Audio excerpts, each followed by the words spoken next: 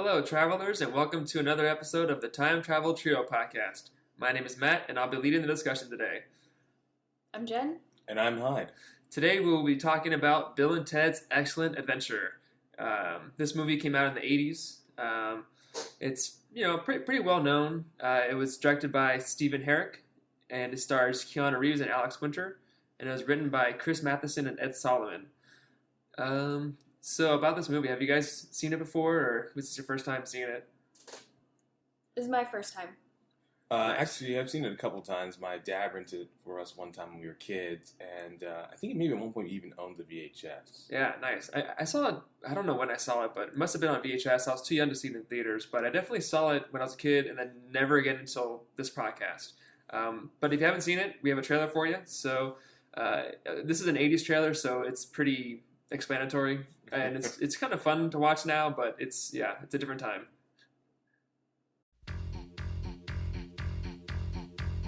Now, a motion picture so grand, so magnificent, and so vast, it spans 7,000 years. No way! Yes way! But it starts with Bill. I'm Bill S. Preston! Who was Joan of Arc? And Ted. Noah's wife? We're in danger of flunking most heinously tomorrow. A force from the future Can we go anywhere we want at any time? You can do anything you want. is putting history at their fingertips. Let's reach out and touch someone. They're traveling through time. How's it going, Royal Ugly Dudes? Put them in the Iron Maiden. Excellent! Execute them. Bogus. How's it going, dude? Spectre, stay Olea.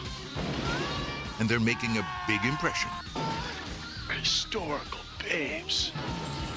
Now they're home Everybody get together, remember who your buddy is. to trash the 20th century. We got a live one here. Keanu Reeves, Alex Winter, Napoleon, We're from history. Billy the Kid, Joan of Arc, Sigmund Freud, Tell me about your mother. You a musician? Beethoven, Genghis Khan! Abraham Lincoln, Party on, dudes! Socrates, George Carlin, We're history. If you guys are really us, what number are we thinking of? 69, dudes! Bill and Ted's Excellent! Excellent! Excellent Adventure. Party on, dude. Yeah, good old 80s trailers. So if you haven't seen this movie before, the synopsis is pretty straightforward. You got some teenagers through time. But it opens up in the future, actually, with George Carlin talking about I guess he kind of sets up the movie, but you realize that Bill and Ted have to pass the history exam because apparently in the future they are the I guess the not rulers, but they're like the gods of the future, where from their music this whole society exists and it's all like a utopia. So because they have to pass history in order to get there, George Carlin has this task to go back into the past to make sure that they pass the test. It's a little interesting, I guess, but it's also just a way to set up the plot of the movie, which is a little bit tenuous, I guess, at best. So the stakes are created in the movie because if they don't pass, the whole future is destroyed, but it's kind of engineered that way. Right. But you find out that Bill and Ted have to pass history, and so George Carlin arrives in a phone booth, which looks like the TARDIS, but isn't the TARDIS. It's literally, though, a ripoff of Doctor Who. Yeah, I mean, Which yeah. was also, they did have Doctor Who episodes in 1989, which is when this was released. So Yeah, there's right. really no excuse. Oh yeah. Well, actually, I think this is what they parodying it, correct? Like, aren't they parodying Doctor Who? I don't know if it was a conscious parody, but I'm sure there's no way that's not. Well, I don't know if it was a parody. I mean, they obviously knew what they were doing, but I think originally I read that it was supposed to be a van, but it was too much like a DeLorean, which was from 86 or 85. So it was too close. But the TARDIS, that was, so I don't know why they did that, but it worked, I guess, for the movie. I guess Doctor Who in America wouldn't be as popular Maybe, yeah. as a property because, like, I mean, back then, like, it was very hard to see BBC shows. They were only shown on PBS, Right. and I don't know if Doctor Who was shown in the 80s in America. Yeah. But why can't it be something else? Why does it have to be either a car or a phone booth? Why can't it be like any other object? Yeah, I mean, it could've been Superman, anything. Maxwell Smart, they all use Like- phone booths. I think the only reason why the I phone know what you're booth, saying, though, Jay. it mattered because of one scene where Ted used it to call someone, which surprised me. Like, how could this futuristic thing actually call someone? But that's beside the point. But yeah, There's still otherwise, payphones in their future. well, I mean, but otherwise it could have been anything. Yeah, you're right. No, I agree. Yeah, I know what you're saying. It could have been something. Yeah. else. So in the beginning, they set up that they need to pass history, and so George Carlin shows them a time machine. They go back in time to see Napoleon, and when they go back to the present, Napoleon gets sucked in with them, and so now Napoleon's in the present, and Bill and Ted leave him with Bill or Ted's brother. I don't know whose brother it is, but so now Napoleon's in the present, and Bill and Ted go back in time to get other people to round up people for the presentation because the presentation is. How would people in the past react to San Dimas in the present? So they say, okay, well, let's round up people. So they go back in time to Billy the Kid, Socrates. They named them all in the trailer. Yeah, you heard it. So throughout their The whole group. Yeah, throughout their traveling, they get in mischief. They meet princesses.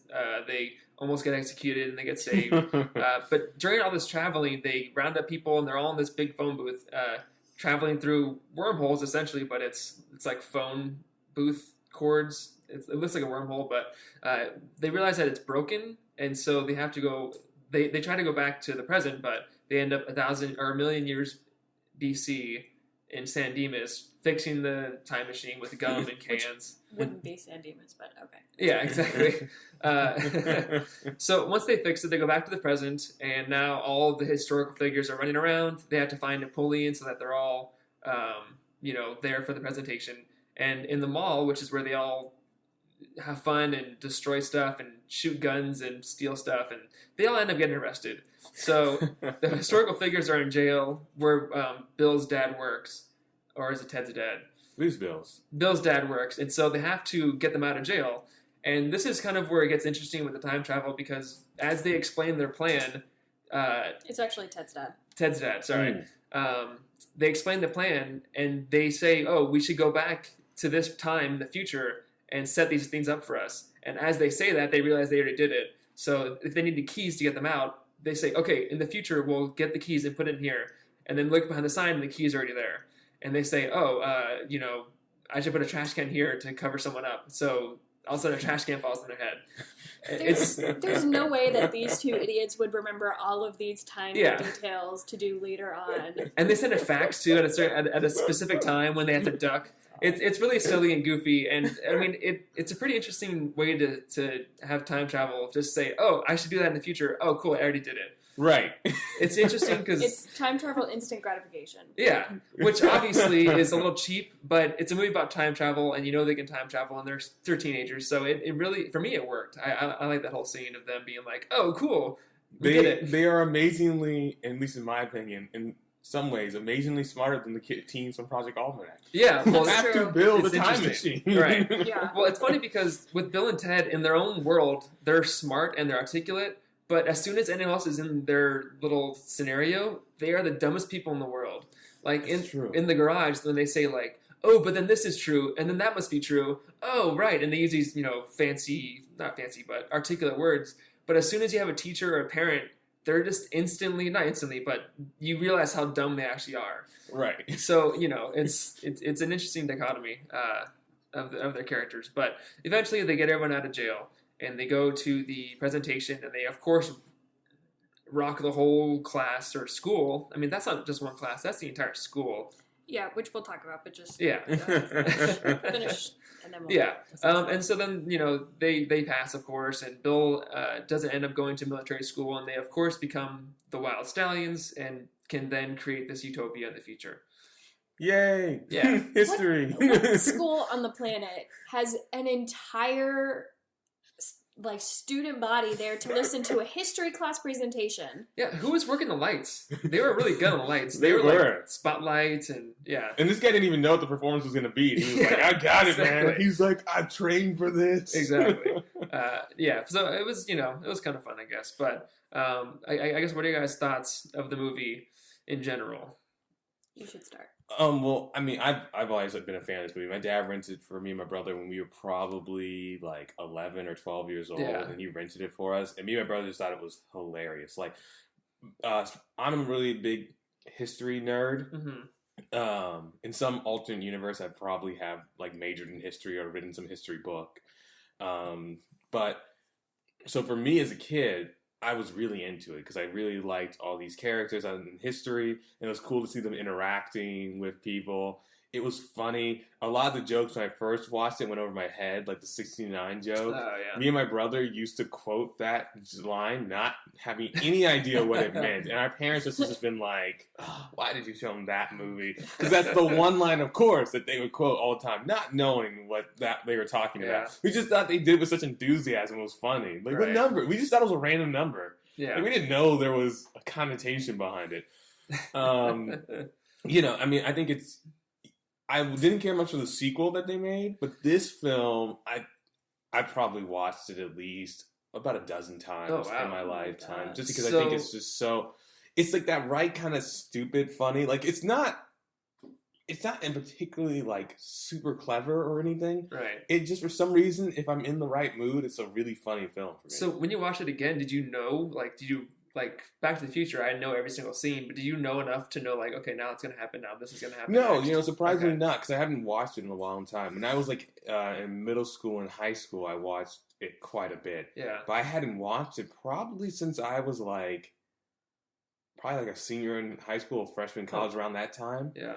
So it's been a while. So I remembered a few key moments, like Mhm. definitely the funny lines, but there were a couple moments I forgot. Like I forgot that bills have to be sent, or like tablets have to be sent to military school, and I forgot about the whole totally forgot about the whole Billy the Kid segment. Mm. Like it was like one of those things when it popped up. I was like, oh, of course, duh, because they have Billy the Kid. Yeah. But a lot of people they skip, and you don't even like really see. Yeah, a lot of them are there just to be there. Right, But like Billy you the see Kid them- and Socrates actually played a part in the story, more or less. Right. And I remember Socrates bit, and of course everyone remembers the medieval section because that's actually probably one of the longer segments. Right. But for some reason I forgot the Wild West Yeah. thing. I think sometimes I get, even though they're completely different, I kind of get their Wild West tribute mixed up with the Back to the Future Wild Yeah. West tribute. So I don't know why I forgot about that scene. When I popped, I was like, oh yeah, of course, duh. It Yeah. did remind me of Back to the Future 3. It did. Right. It did. But yeah, I really, it was fun watching it. I don't think it's quite as funny as an adult watching it when I was a kid. It doesn't hold up. I would You say. know? Because when you're in high school, like hijinks, or about to enter high school, hijinks like that are like what you expect high school to kind of be like in a Mhm. weird way. But I still enjoyed it. I mean, it's still a very enjoyable film. Yeah, Jen, this is your first time seeing it? I absolutely hated this movie a lot. I don't even know like what to say about it. I guess the difference mostly is that you have a lot of nostalgia for this Right. movie and good memories. I went into it, knowing not really much other than, oh hey, look, there's a young Keanu Reeves, basically. Right. And it was annoying, it was stupid, it was like boy time, kind of like, I don't even know how to Yeah, definitely a explain. boy heavy movie. If there's Exactly the boy movie. the women are, other Just than I guess Joan objects. of Arc, who doesn't even have any dialogue, Yeah. there's no interesting women. I hated the Stepmom. stepmom, who I just don't even understand why she wasn't an older sister instead of his dad being a insanely creepy pervert. Yeah. This they girl, had- he was like, oh yeah, I asked her to prom. She's only a few years older than us. And Yeah. his dad is like Uh, an old dad. yeah. It They is had, not okay. Yeah. they had sex in his son's room. Yeah, they literally kicked them out, and he was like Right. making fun of him. He was like, oh, they're totally doing it in your bed right now. And I'm like, oh god. Like thing after thing in this movie, And- it just and- yeah. made me hate it even more. That is true. As an adult, like those scenes, like those things are so much stranger to you Yeah. as an adult. Like as a kid, you're just not really thinking that way. You're just kind of like, you really know what sex is, let alone like the sexual politics of having your dad having sex Yeah. with someone who's old enough to be in your dating range. Yeah. So, but like as a kid, you're just like, whatever. You're just like kind of watching the movie. Mhm. The part as a kid that you really care about, you don't really care about the first 10 minutes of the movie. Which you're more excited about is when they start time traveling. Right. So everything else that happens before that is kind of like, Well, Oh, that's yeah, during. Is that before they time travel? it's shortly. It's before they get all the people. Yeah. Right. Well, either way, like I felt like that was totally an unnecessary plot. Yeah, the only point. way it paid off, I guess you can say, is because they also brought Sigmund Freud, and there was a scene during the presentation where he analyzes Keanu Reeves' character, and he kind of breaks down his dad's insecurities and why he's pushing Keanu Reeves' character so much, and so his dad's in the audience, and so there's no real moment of him realizing it, but that kind of that moment is kind of explaining their relationship in a psychological sense. But what But- did that have to do with? But then Alex Winter's character said, "Oh no, I'm good. I just have what do you call it? The Oedipus complex." Yes. And then everyone looked Oh. at his stepmom. That was like the only joke that was, I guess, That as a result. There's It's a not- lot of setup. It's a long There's a walk. lot of setup A for long that walk for joke. that joke. Yeah. there's not. That's not worth it at all. To me. Yeah. I didn't even find it that funny. Yeah. No, I will agree with you on that on Jen, as someone who even likes the movie, that there was no reason to make her that young. She could have been a clearly younger woman. But didn't need to She didn't be, have to be. 19 or 20. Yeah, Right, she was because really it's not objectified, too. like high school students are not. It's not like a high school student if there's like a young, like maybe like late 20s something woman who's all of a sudden in life who's not your mom, who comes in. I could definitely see like, you know, Bill having some little like, my new stepmom's hot, without having to go that Yeah. far into it. No, I agree. I didn't understand, I guess, why it wasn't an older sister, because I think other than the sex stuff, which was just wrong in general, in my Very opinion, 80s. that if it was a sister, Ted or Bill, whichever, I always think Keanu is Bill, but that's the other way. Ted, like, could easily have, like, had a crush on his older sister or, like, said that she's hot all the time, and he could still react the same way. I didn't really understand, and it wasn't like the stepmom brought all this interesting things to the table. She was like a Yes. bimbo who Yeah. drove them around and watered plants and didn't ever do anything interesting or intellectual. That's true. So Yeah. She is kind of like, she is a character. When I watched the movie again, I totally had forgotten about her. Like, she is a very forgettable Mhm. character. At least as a kid, growing up, I never thought much about her character. Mhm. And now as an adult, I'm like, oh, whoa, that's weird. Yeah. Yeah. Yeah. I mean, what else did you dislike to get to the I point just of like hate? that there were no moms in this movie at all. Mhm. I don't understand. Like, I wouldn't consider her a mom. She's like, I literally can't not think of her like a sister, other Yeah. than the fact that they have sex. But, it's, you know, it's a hard-driven male movie, Yeah. and it's really hard for me to relate to any of the characters. You know, if this movie was about something other than time travel, I mean, I hadn't even seen it before. Like, I didn't even want to see it now. I had to watch it for this. So I just don't. I mean, we can, when we do more in detail, we can, you know, I'll tell you what I liked, but Sure. or disliked. But it just, some of their historical people choices felt a little obvious Mhm. to me. Or like they didn't, I don't know. I was kind of surprised, I guess, at the end that all of a sudden they had all this knowledge when it, you know, 5 seconds before they went on stage, they still weren't calling them by the right names, you know? They still called them Socrates, which I guess was funny, but, and then they're like, and this is Socrates, and they, like, knew all this information about them, but I'm like, Yeah. okay, so then why didn't you show them having some sort of discussion of them actually talking about what they did, and then, you know, other than just taking them to the mall, and that's how you learn about the future. I don't know. Yeah. Yeah, the last scene was a little bit rushed, but I mean, it was I guess fun to watch. Also, their history teacher was a total dick. All Like, 80s teachers are total. Yeah, like, but like before they're even before they even had their time slot for the presentation, he had already given them an F, which is like kind of not okay. But they are really, really dumb in the class, though. Right, I understand, but he's still, being a teacher means giving everyone a chance, Yeah. right? And how is this the only class that they're failing? I mean, they must be failing every other class, right? I mean, this cannot be their only F that they're getting. Well, that's what me and my brother used to say. Like, wait, but this is just one class. You get to do this for every single thing, and because they can't be like better at math than they are history. Oh yeah. I also don't believe that many people in the school would be interested enough to attend that assembly to hear At history the mall, presentations. Right? Like, was that at the mall? No, it No, was no, at no. the Okay, It was at at school. It's in the okay. auditorium. Okay, gotcha. It's very Napoleon Dynamite. Yeah.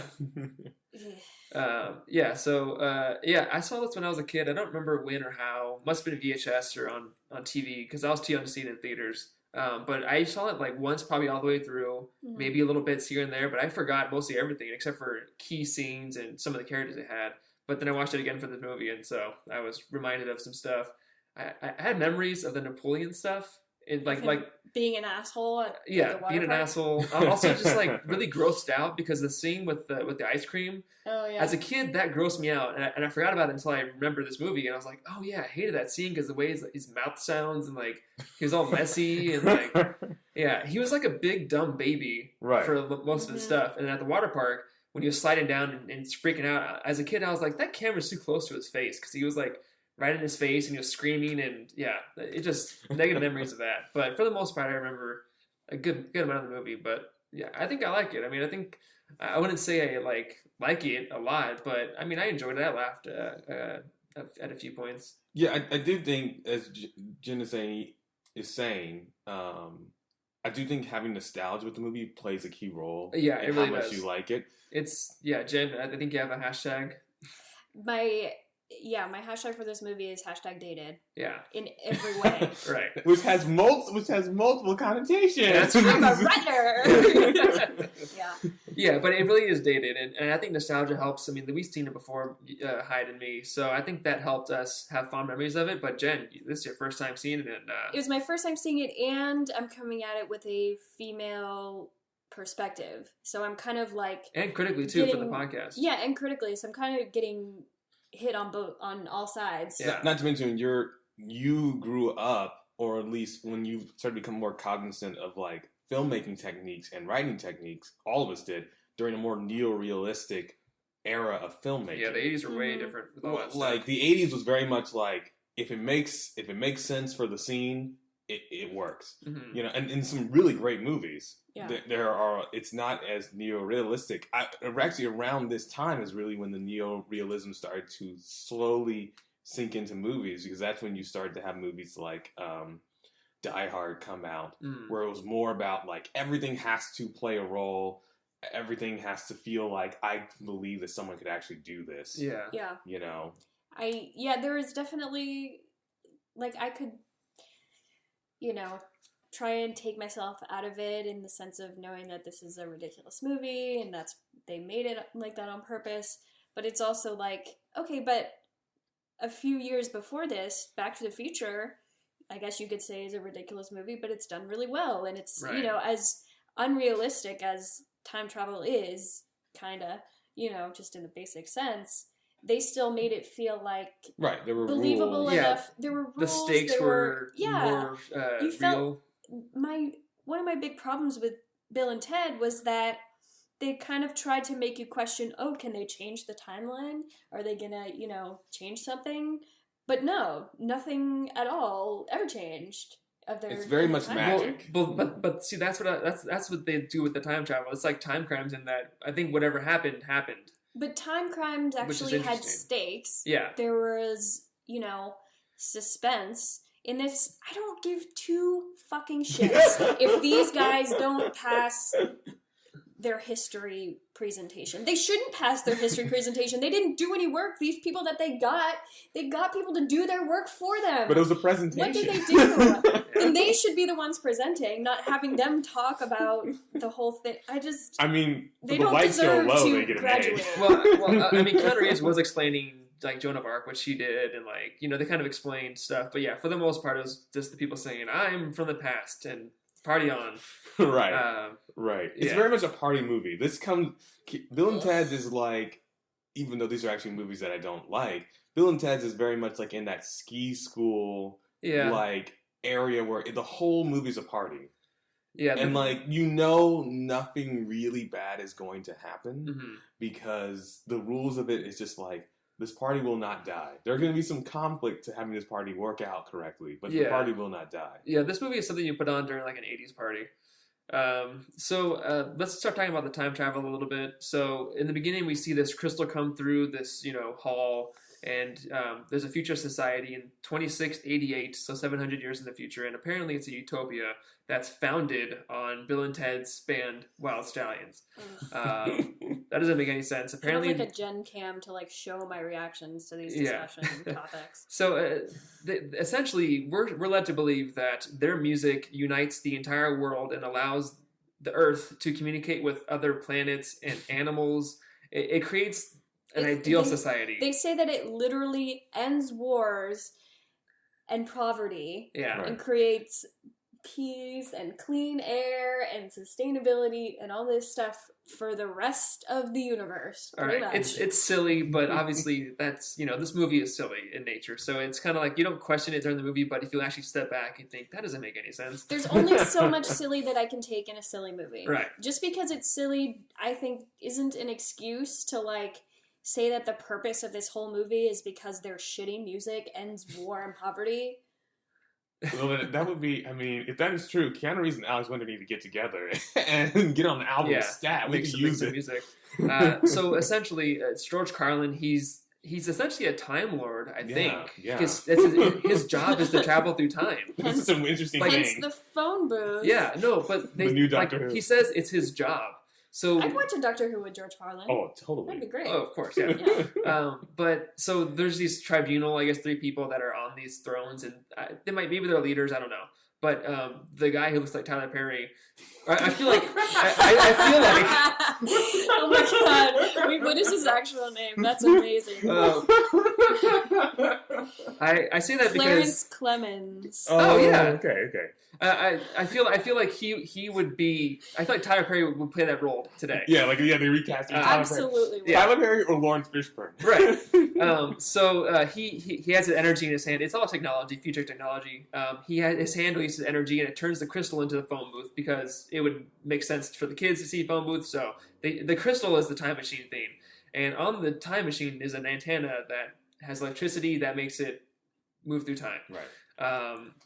So George Carlin goes to the past to make sure that they pass history. My question for you guys: what do you think in this future time? In their history, did George Carlin go back in time, or are they changing the past to make sure that the future happens? Well, looking at how Bill and Ted are, how stupid they are, the only way they could have passed history is if George Carlin came Yes. back and helped them, That's what I'm thinking. which creates a time paradox. Yeah. But that's the way the movie works. I would say that in this timeline, their timeline seems to work that time travel is a part of time.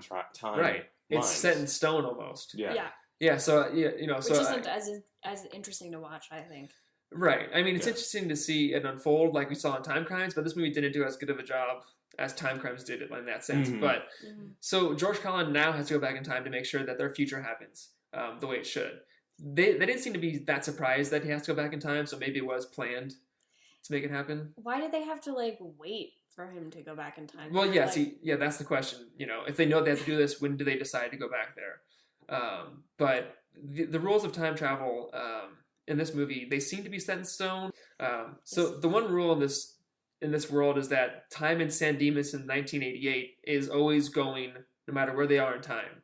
So even if they go back in the past and they somehow end up a little bit like a day before their day, their present is still going on. So the time, I guess the stakes are is that the clock is always running no matter what. that doesn't make sense to me. Yeah, that's the one little plot hole, loophole that is like movie logic, like strictly movie logic that has to happen. Right. That doesn't make any sense really with time travel. But one of the interesting things that I saw in the movie was before they time travel, they're outside the Circle K when they first meet Rufus, George Carlin. They, in the future, meet themselves. which I thought was a pretty interesting thing to do, because if you see someone with a time machine, they just meet George Carlin for the first time. They say, "What's this thing coming from the sky?" He says, "It's a time machine." They're like, "What are you talking about?" And then suddenly they from the future appear, and they talk to themselves, and they're like, "Oh, okay, well, how do we know it's you?" And they ask them a question that only they would know the answer to, which was the 69 response, which is pretty dumb, but they're dumb. So it convinced them to trust Rufus, which I thought was pretty interesting. Yeah, I like that too. Instead of something like Project Almanac, where if you saw yourself, you would disappear from existence, which is like, okay, I guess that's interesting stakes, but it's also like, why? Like, what's the purpose of that other than to get rid of Jesse at the end of the movie? But in this movie, that was one thing that I did actually like as well. That I didn't like that they were so blasé about time travel, but I did like that they could see themselves and that, it was helped to convince them, as you say. Yeah, Right. And it also worked too, because not in the future, but later on in the movie, we see them do that again, except from a different perspective, which is them with all the people in the phone booth. With their time machine broken, they can't get back to the present, so they actually ask George Carlin how to get back to the present. But you kind of see them. I have a question about that. Yeah. Doesn't that negate their thing that the time stream in San Dimas is constant if they could go back to a different... No, because it's the still clock's going still on. running. It's still going on. They just have to get back to just that don't- time. I don't understand how that makes sense. with I don't a think it time does. machine. It's just It meant doesn't to- make sense in a It's time just meant travel. to raise the stakes, and that they can't just keep Okay. just basically goofing around in the past or Right. the future. Yeah, exactly. But they can. Okay, whatever. Yeah, they can't. I mean, it's consistent in its movie logic, but the movie logic itself is flawed, I think. Right. It is playing by its rules. Right. It's just really weird rules. Yeah, to play that by. one rule is a little weird. Yeah. But I thought it was interesting to see that play out, and and then just come back to it later on. But I guess we can get into some other specific things about the time travel. So it's, I guess, electricity and wormholes. They say it's like a circuit. What do they call the little Time circuit, right? Yeah, time the circuit. time circuits. It's a visual way to represent wormholes, essentially. Did they steal that from Back to the Future? Time circuits on? I don't know. Maybe not steal, but... It's definitely it's hard to say because you never know when scripts are written and how everything comes together. But there's definitely some things. I mean, just the fact that they didn't use a van, there's definitely some things in this movie that were influenced whether they decided to take it out or keep it in due to stuff like Back to the Future. Anyway. Yeah. And so it's kind of like wormholes but it's weird because it's like a physical thing, like they're traveling through. It's like a roller coaster almost. I didn't like how they can be out in the open in it. Like, obviously their phone booth won't have air suction to keep them safe, but if you're in a wormhole, you can't just pop your head out and look around and be like, this is cool. And it was also hitting against the walls too. It was like an actual manifestation of a wormhole. Right.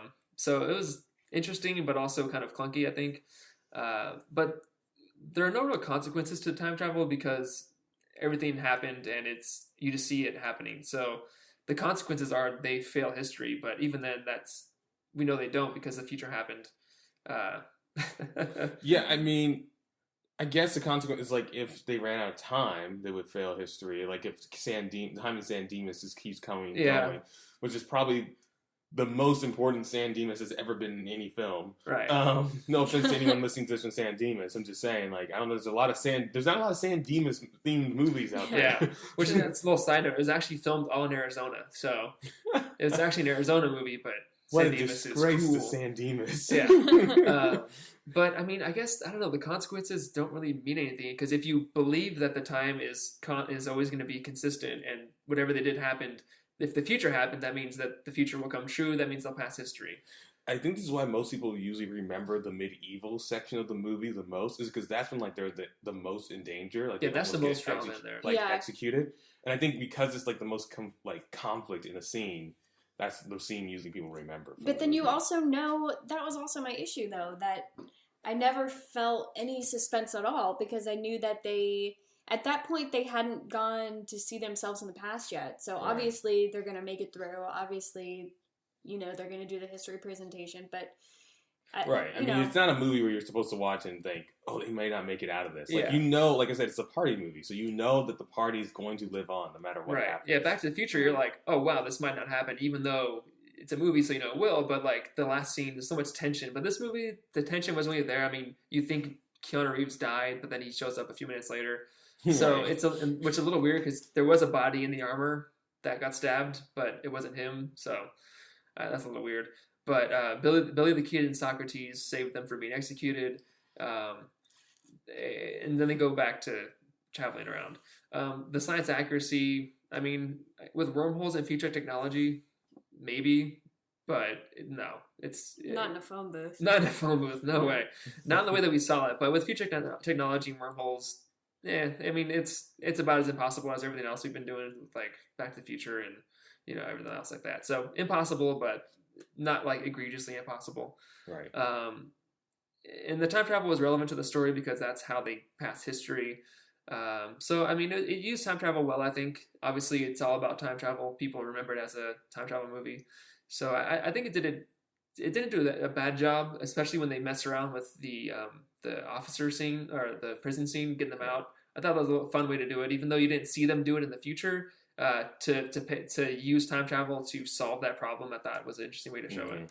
Yeah. What do you guys think of all the different time periods in the movie? I mean, for me as a kid, that was like the best part of the movie. So they're going through it, and actually, as a kid, I was bummed out that they montage so many. They just do a montage to get so many of the characters, like Genghis Khan and all that jazz. So I'm like, man, I really wanted to see, like, Abraham Lincoln. I'm like, I really wanted to see, like, them interact a little bit more with these characters in these times. Obviously, you can't, because you got to keep a movie like this really short. But it was just like, I thought they did a fairly good job. I mean, for like a $10 million, which was still a decent chunk of money in 1989, but like for like a fairly, like, moderately budgeted film, like, the costumes and sets are like, they don't look cheap. You know, like, you believe they're there. Like, there's no, like, there's no moment I'm like, well, that's clearly a set, like, kind of thing, except for maybe when they get thrown to the wall and, like, the Wild West. The Wild West set is, like, probably, all Wild West sets generally look cheap. I don't know why. Maybe that's part of the reason I don't like Back to the Future Part 3. It's just, like, it just never feels like there's a lot there. of more issues than just that. Maybe in the Wild West there were cheap buildings. Who knows? It's true. They were cheap buildings. Like, man, let's just put up some wood. Hope it Yeah. doesn't rain. So Jen, I know you have more things you dislike. What are some other things? So Bill, Alex Winter's character, the entire time was wearing a crop top shirt that had a drawn horse on the back of it. I did not notice that. Why on earth? And that's all they have him wearing the entire movie. I noticed his abs. I did not notice the Like, horse. why? First of all, crop top. Second of all, not even like a real horse. Someone drew a picture of a horse on the back of his shirt, and it's in the entire movie. That's just one thing. Can I say though? It is. Can I say in the essence of equality and egalitarianism, it's good that there's some balance in the ridiculously over sexualized casual outfit category. Alex, it's like, well, she's wearing a crop top, yeah, but you see Alex Winter, he wears a crop top the whole time. It makes no practical sense. That has to be breaking some school dress code. Yeah. Right. The moment I started the movie, I wrote down, how long will it take until I'm annoyed with the surfer bro voices? And it was 13 minutes and 57 seconds, which is actually longer than I thought it would be. All right. Keanu Reeves looked adorable. Yeah. For sure. I also did want to bring up the Lake House. And I was wondering, I was trying to think if he had a trilogy as well, but I think he only has those two movies. Yeah, the Lake House isn't technically time travel. It's like a time loop, kind of. That's a movie that we could talk about in the future, though. But yeah, I thought that was kind of, fun. We talked about Doctor Who. They used fag as a derogatory term. It's true, they do. Which is very 80s and now would not make it into the final cut of a movie. Yeah. Which is good. I liked the fun idea of having an adventure with non-intelligent people. In that sense. Yeah, but idiots through history, I wrote down. Yeah, but after a while, it gets old. It definitely gets old. Yeah, there are a lot of montages. Yeah, there's a lot of montages, a lot of, like, I think maybe you can learn these people's names after saying it wrong a few times. Yeah. I mean, it was pretty funny how Billy the Kid instantly just joined on with like, as soon as he meets them, he's like, okay, time travel exists. I'm going to help them out with these people. Like, he's like, all right, let's go bag someone. And then he has his lasso and ropes them in. Like, he's instantly on board. He's already buddies with them. He's already like, yeah, let's do it. He has no question. Everyone in this movie is so cool with time travel the instant they hear about It's it. crazy. Except maybe Napoleon. But he wasn't messed about time travel. He was literally going through a wormhole just by himself, and he seemed to be okay with it. Yeah. Like, the president didn't really seem to bother him. Like, he was at a water park and just, like, fell in love with it. Little side note, you're talking about the ice cream. Technically, actually, Napoleon would have been introduced to ice cream because they had ice cream back then, and just the cones were in paper. Oh. Because they figured out a while ago, like, it would have tasted different than the ice cream we know. Yeah. But, like, people in that time period were having ice cream. Like, Thomas Jefferson had parties where he gave out ice cream. I did not know that. Yeah, so like, they wouldn't have been a foreign concept to him. The cone would have been. Yeah. But not, I mean, that would have been way too much into, like, the nitty gritty. He had a big bowl, though. That's true. He had a big bowl. Actually, side note, the two waiters that were the Ziggy Piggy stuff, those are actually the writers of the movie. Oh. Yeah, so that was a little cameo of them. I think in the credits they're listed as stupid and ugly waiter. So, yeah. Anything else? They were very annoying. Yeah. Yeah. I hated the future world. And like when I was watching that, like, is that supposed to be a cool thing? Did you find that cool when you were watching it as a kid, like with them all doing air guitar? And... Well, even as a kid, the 80s were like, even though I'm a 1989 child, for me, watching as a kid, the 80s was just like, I just accepted anything in the 80s. Like, the 80s was a weird place. Like, Okay. it's just like their idea of the future, their idea of what was fashionable, everything in the 80s was like kind of wrong. Yeah. So I was also wondering, do those three people from the future sit there all the time? And that's all they do is sit there? it's not a bad job to have. I mean, maybe, but then again, we don't know how much time passed from when we saw them the first time and we saw them with Bill and Ted. You know. I like to think that they sit there all the time. Yeah. It's the future. Who I do knows? too, actually. When they first showed the water slide scene with Napoleon, Pushing kids around. well, before he gets there, they do like some just generic shots of people on the water slides, and there's some really dangerous shots of these people. There's one guy going down a slide who was like banging back and forth like in a pinball machine on the sides of the slide and was like looked very dangerous and painful. There was another girl on a raft who was going like way too fast. Like if you're sitting on a raft and you go down a slide and then you like shoot forward, she was like skimming a rock across the lake, like, whoom, Right. and I was like, oh my god, I do not ever want to go to this water park. This seems so dangerous. And then of course Napoleon like pushes little kids out of the way and is a total dick. So Yeah. Classic 80s bully. yeah, right. What other notes? Yeah, one thing I noticed at the end, Rufus brings the princesses from the medieval times to the present, and they're actually going to be in the band because he says they're part of the band. Of course, they suck when they start playing, but they get better. Rufus says, but that's Queen Elizabeth, right? Right, yeah. It's the Queen daughter Elizabeth of and Joanna, right? Yeah, the daughters of King Henry. So how can they? That's the What? that's the biggest plot hole of the movie is that now Queen Elizabeth is in the present. And that's saying something. That's a pretty big thing to change in the past. I mean, not change, but the present that they're in can't be the same present that we lived in because Queen Elizabeth isn't there. But their presence is utopia. Are they in the sequel? Oh, I don't think so. No. The sequel takes a turn. Yeah. Yeah. I mean, we'll talk about it here. I don't even know if we'll cover it because I think it's not a lot about they It's not time really about travel. time. It's more like interdimensional. It's travel. interdimensional. I'm not going to complain if we don't end up watching Yeah. this movie. We might not do that one, but this one uses time travel a lot to show everything happening. Anything else that you guys? Yeah, when Lincoln finally comes out as the big reveal at the end of their presentation, there's one girl in the audience who like starts fist pumping and is like, "Yes, Lincoln!"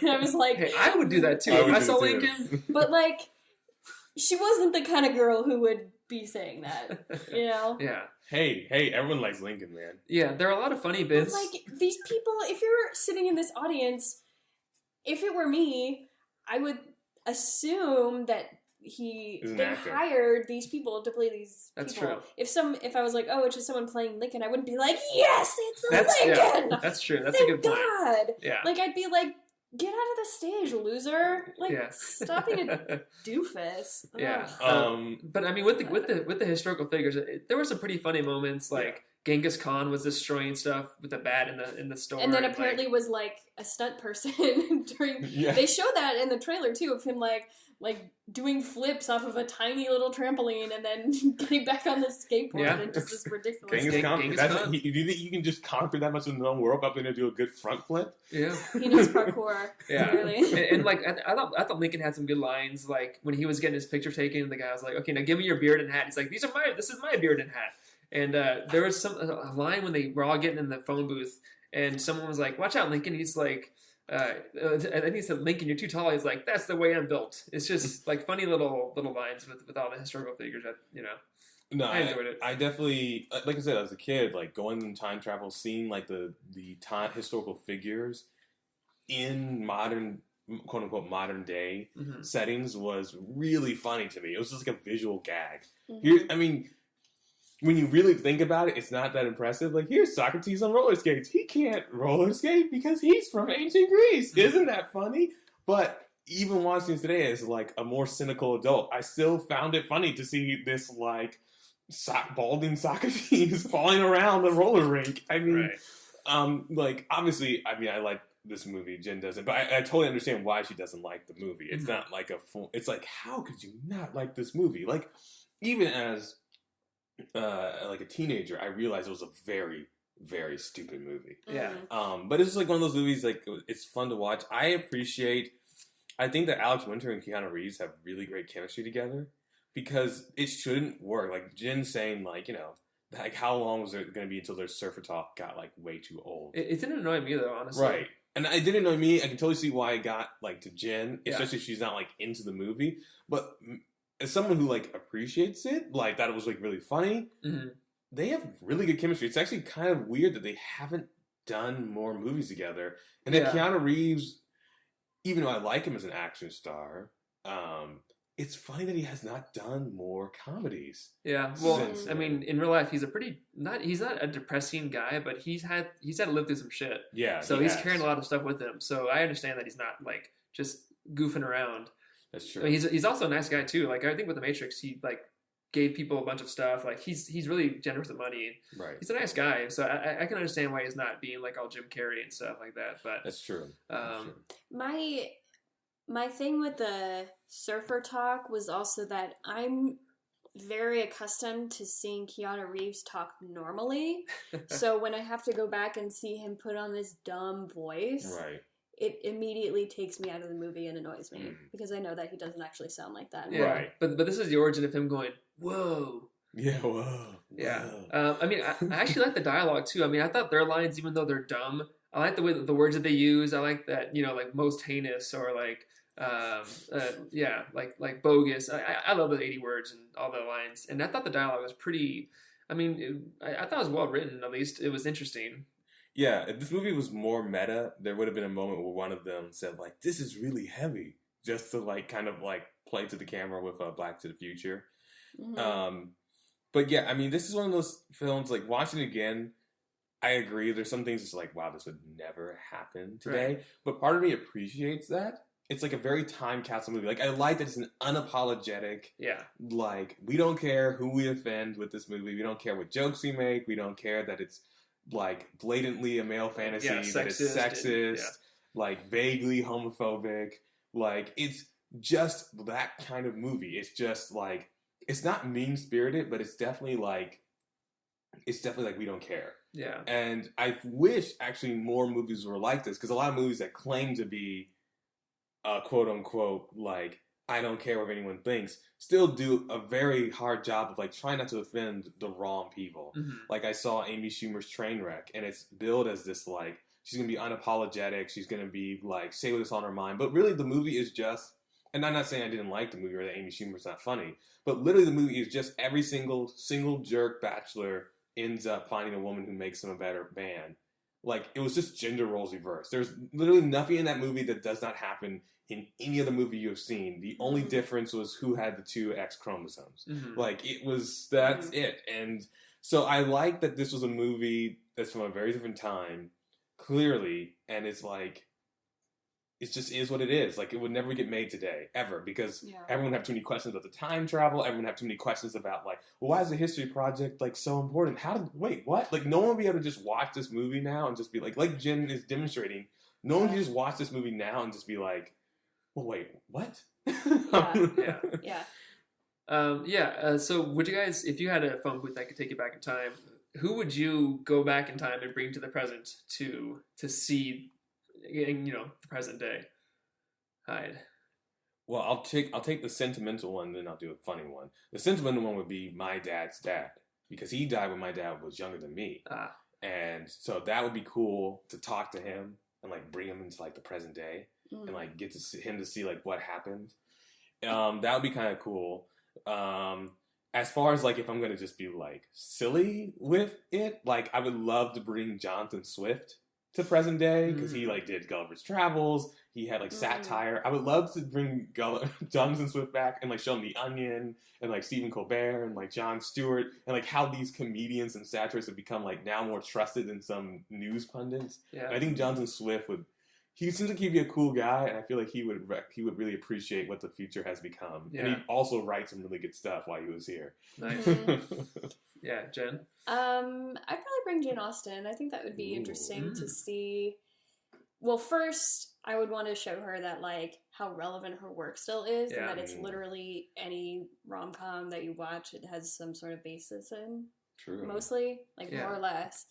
And it'd be interesting to hear her perspective on how she thinks that male-female interactions has changed, since she wrote all that stuff a long time ago, and then to now, if it's gotten better, if it's gotten worse, I just want to meet her, mostly. Yeah, so, that would be a cool person to meet. Yeah. Yeah. For me, I would want to bring Isaac Newton, just because he was such a genius for his day, and everything that he figured out with calculus and physics, it was all observational, but now we have so much more of a knowledge of what's happening. Like, he's not wrong, but now we know way more than what he knew. So to bring him to the present, to tell him Einstein's laws of relativity and all that stuff, to get his opinion on it now, to see if he has any more ideas, and also to bring Einstein too. If we can bring them to the present, have all the knowledge we have now, and have them hit the books again, I'm sure we can make some pretty big discoveries. And I'm sure all this technology will blow his mind too. Do you like how all of our people really say so much about who we are? Yeah, that's true. It does, actually. Yeah, writers and scientists. Yeah. Genius mathematician. Yeah.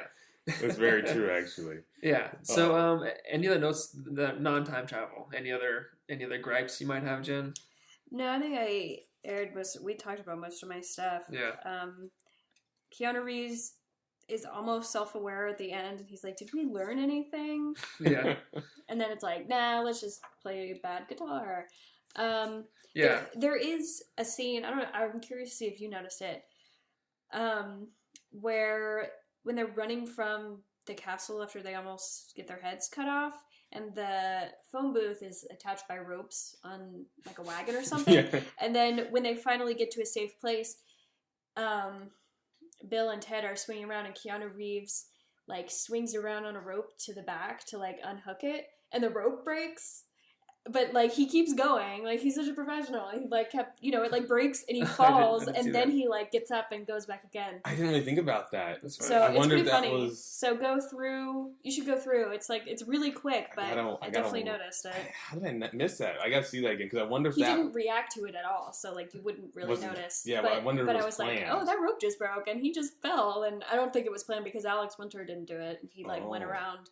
He, like, swung, like, if you're, like, grabbing onto rope and then you, like, use it to kind of swing around on the other side, and then... Yes. Yeah. Well, I remember them doing that. I just don't remember it breaking. Yeah. So I got to watch it again. I don't know how much he was doing at that point in his career, but I know Keanu Reeves does a lot of his own stunts. Sidebar, John Wick, there's a scene where he's fighting all these people in a club. It's a very well done scene. He had to learn it because of location change. he had to learn all the choreography for that scene that day, and he does all of the stunts except for one because he was sick that day. Incredibly, had a fever like 102, and there's a point where he gets thrown over a balcony, and he had a stunt guy to do that. But I'm like, so I don't know. I have no idea. Maybe I don't know. I mean, it was definitely him. Yeah. He didn't like cut to anything. He was going and then he fell and then he like just got up and kept going and like it was meant to happen. But I definitely noticed. Yeah. That's So- funny.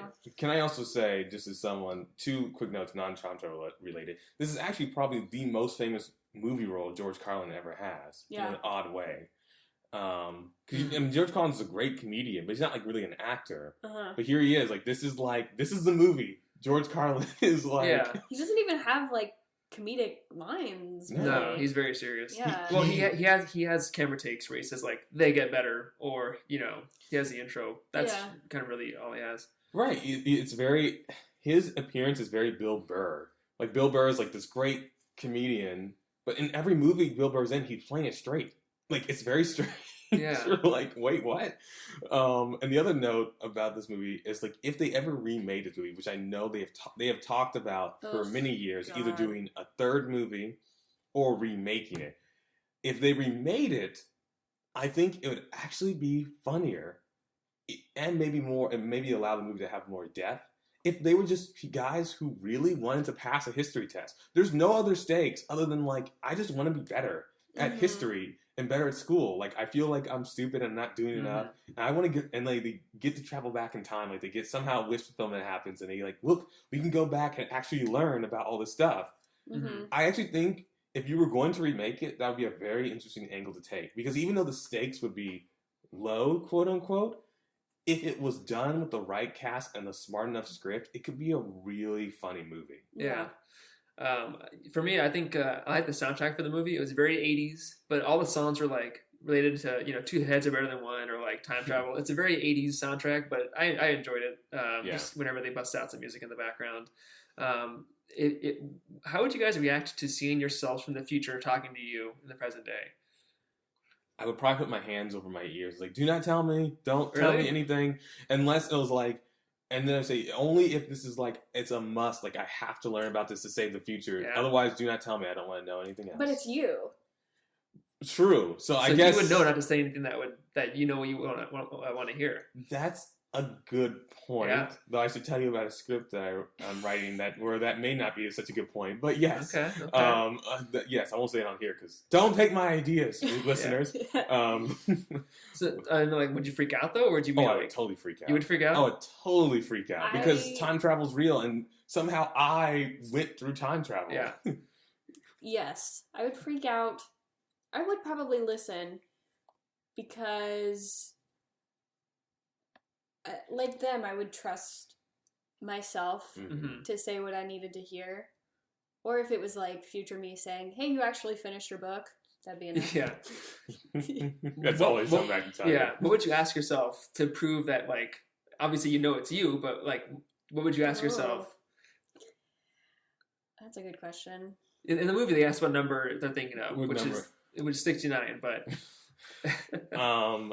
I would probably ask something very vague, like very personal. Like I would be Yeah. like, yeah, there are I would say definitely like, things. tell me something like, tell me the only woman I've ever loved. Yeah, right, yeah. Because it's like no one else knows that. So That's it's like true. you would be the only person who would know. So it's like, Yeah. all right, future me, or like, tell me what my greatest fear is. Like, Yeah. you know, Mhm. There are definitely things that, like, not that I don't tell people for a specific reason, but just things that I don't ever tell people. Like, I mean, obviously, Jen, you and I are dating, but, like, stuff on my computer, like, stuff I've been doing since I was, like, 15. Not since 15, but, like, when I was 15, I would be like, hey, when you were 15, what game did you play online that no one else knew about?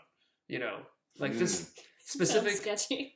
Well, no, like... was it a porn game? No, no, That's what I was no. gonna say. For the listeners, if you're out there, if you knew what I did, if you did what I did, they're called multi-user dungeons, or MUDs for Okay. short.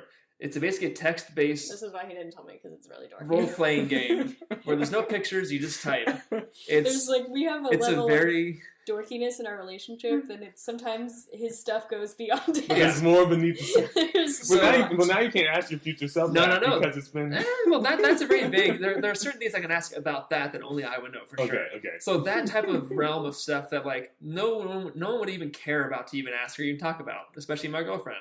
So that kind of stuff, I would say like, What? okay, what kind of game was I playing then? Like Jen, you wouldn't care what game I was playing when I was 15 on a. Well, now I want to know. All right, well, too bad. But don't tell her when you were 16 what you were playing. Yeah, exactly. Yeah, so certain things like that where like they don't really mean much. They're not like an important question, but only I would know the answer to. Mhm. That's what I would ask. Yeah.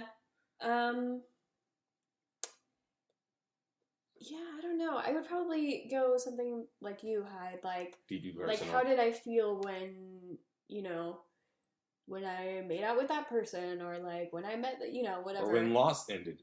How did I really? Yes, that's a great one, actually. How did you really feel when Lost ended? Yeah. What's the different story that you tell people in real life? See, That's you fine. two, it's like there's like the dorky level, and then like beneath, it's like the tip of the iceberg. Yeah. Beneath it, there's so much more. Yeah. Yeah, plenty more things to learn about each other, huh?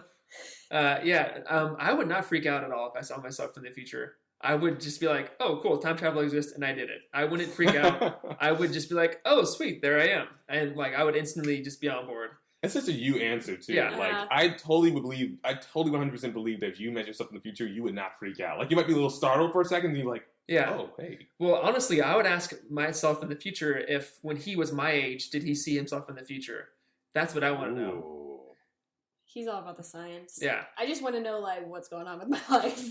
Well, I mean, I'm like well, Jennifer in Back to the Future too. Like, do we get married? Do we have kids? What am I doing? Yeah. Am I working? Where am I? Hopefully, you'll be a bigger part of the plot than Jennifer was in Yeah. Future Part 2. I mean, I care about if time is consistent. Like, if he saw me, that means that it all happened. Right. It all happened that way. So that's what I would ask myself. That's a good question, though. Yeah, And what would happen if future you didn't go back to see past you? I would say interesting. I would say, Yeah. well, then we have some more questions about time. Mm. Yeah, Would you bring future you onto this podcast? yeah, maybe. Hmm. Be interesting. Yeah, I mean, there might be some more time travel movies that happen in his time. Maybe you could bring back some future movies. And then we could review them on the show Yeah. and totally blow people's minds. Then it could really be a time travel podcast. It Yeah, really right? would be. Like, look, guys, no, we've done it. Yeah, yeah. Like how I was gonna make a you talking you to me reference. Ah. Like how when they met the president and they did like a mini podcast while yes. they were there. Oh yes, yeah. If you guys are fans of comedy, not even you two, definitely listen to You Talking You Two to Me. It's a hilarious podcast. So good. Yeah. So I guess any other final thoughts about the movie?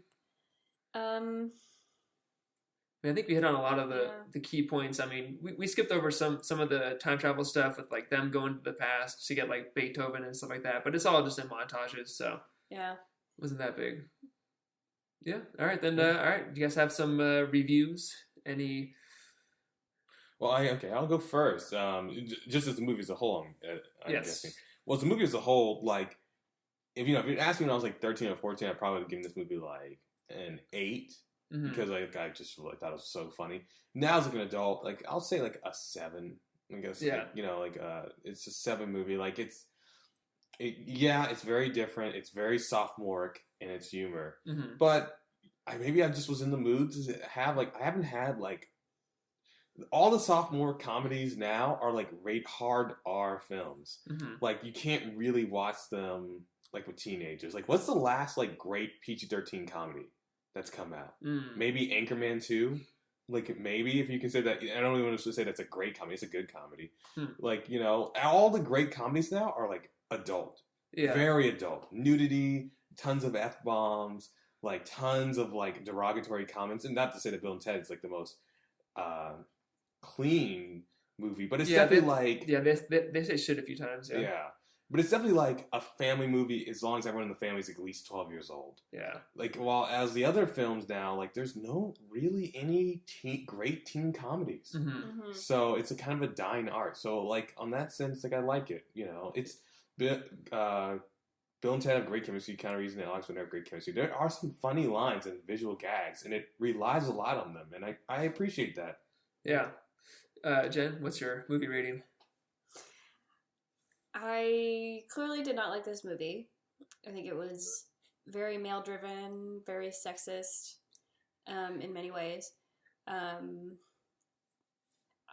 There were some good parts. I agree, they had good chemistry, and there were a few funny bits. Oh, one thing I forgot to say was that I think, have you ever seen, that Fallon does that bit where sometimes he'll have guests and they shove as many people as possible in the phone booth? It totally reminded me of that. And I thought it'd be really funny if they should do it with Keanu Reeves and Alex Winter. Yeah. Ooh, Jimmy Fallon, Show. If you're listening, we know to you're this, listening. That's a great idea. I think that would be really funny. That's actually really genius. And so, but that aside, there was more things that I disliked than I liked. So because of that, I have to give it 4 out of 10. Mm-hmm. I think it's not strong. I don't have any nostalgia to it, so it's very dated. It's very, sloppy in many ways. So, yeah.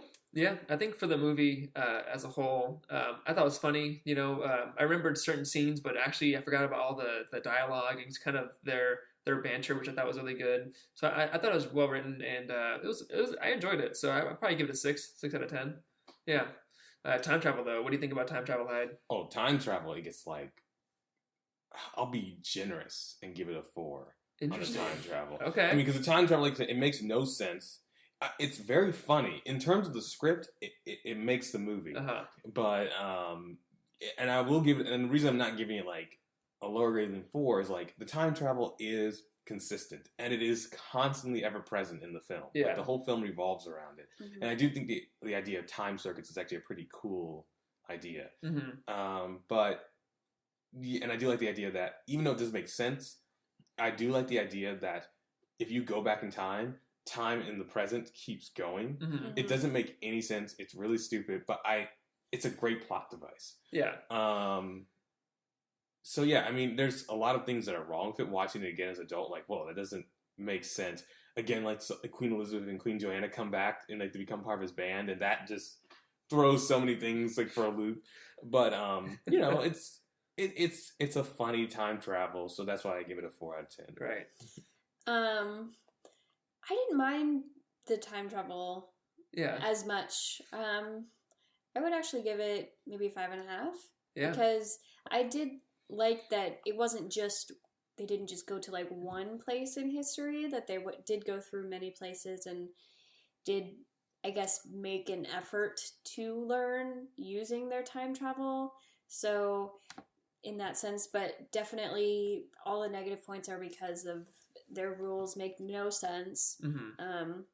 They're, as we discussed, it's very sloppy. Their time travel is sloppy, and as you should know by now, if you've listened to a couple of our episodes, I think we all are fans of more structured time travel rules, just in the sense of, obviously, it's never going to be this makes perfect sense, because time travel as a concept is still kind of not necessarily the most reasonable, but show us that you made an effort in making your film, that instead of just shoving 2 people into a telephone booth and pushing it through time, that there's some structure behind it. So yeah, 5.5.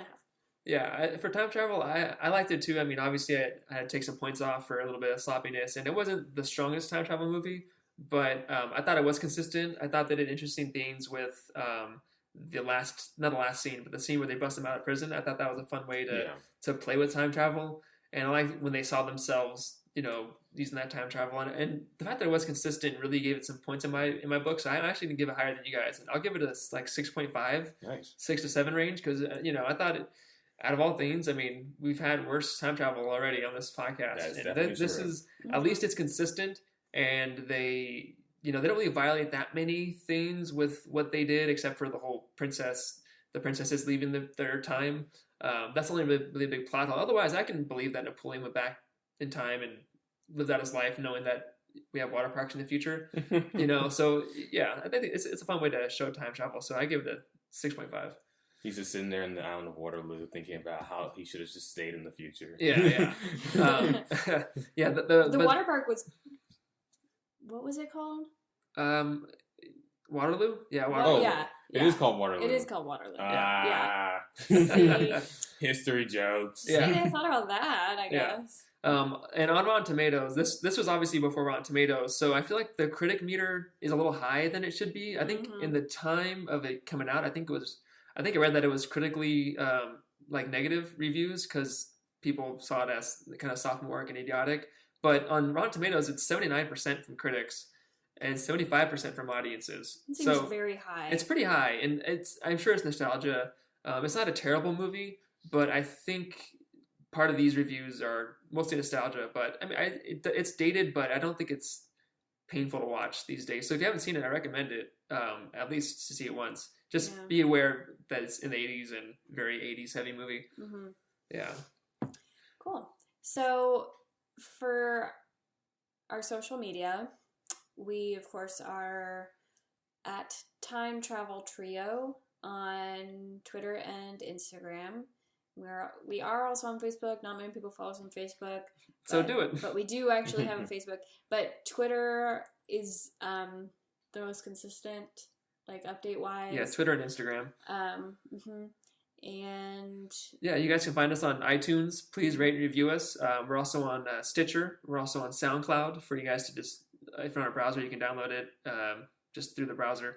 Yeah, we're all over the place. yeah, there's also sound if you don't have Apple, like, because I know on my iPhone it comes with a podcast app, but if you don't have that and you do have like a Windows phone, there is a SoundCloud app that you can download on your phone. That's what I Good. use. So I have both. But Yeah, so we're anywhere you guys want to listen to us. And next week, it's going to be the holidays, so we'll be doing a mini episode. So maybe we'll touch on a few movies, but it'll mostly just be general time travel questions, some personal stuff. So it'll be a mini episode for the holidays. So no previews for next week, next couple weeks, or 2 weeks from now episode. Weeks from now, But just keep an eye out for it. and then personal social media. You can find me on Twitter and on Instagram at RobinsonIsHyde. I am at Jen Marlis, Jen with 2 N's on Twitter and Instagram. And I am at Foreman in space, no E in Foreman. And I guess with that, we are out of time. So see you next time, travelers.